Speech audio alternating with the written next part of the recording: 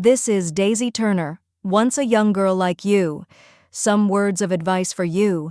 Don't you ever put a character in a Bible over her, yourself, your daughter, or the father of your daughter's testimony. This is a real-life testimony. Confirm. You are a real-life testimony. Black women passed their pain and suffering down in their DNA. When my great-grandmother and grandmother spoke, we listened. No other people on this planet has been harmed so brutally, so severely, and we will never forget.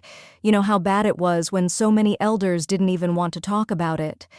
Exactly, and always saying black people act like victims when they were constantly victimized.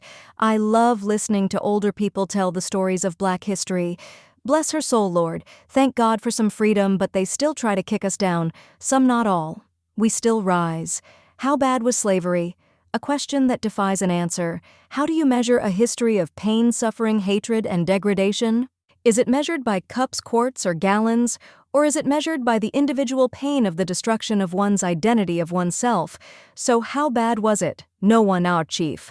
Slavery was the worst historical act of evil ever done to a human being in the history of this planet. And then the world tells us, let it go. Emphatically, no. I always wondered years ago why my grandmother would always refer to them as blue-eyed devils. I was deep thinking for years. Something doesn't add up. If you really look at the innovation we created around the world and be an entire range of myelinated people, civilization after civilization destroys. There is some up with how the world is. I do believe some group or powerful entity hiding what really happened. I do believe something from the sky melted and removed history at certain points. Generational wealth was built on the slaves' back and should be shared with their ancestors of those that were wronged in the past. Mind you, they'll tell you it was history and that we should move on. Selling a 12-year-old as a breeder is the most heinous thing I've heard.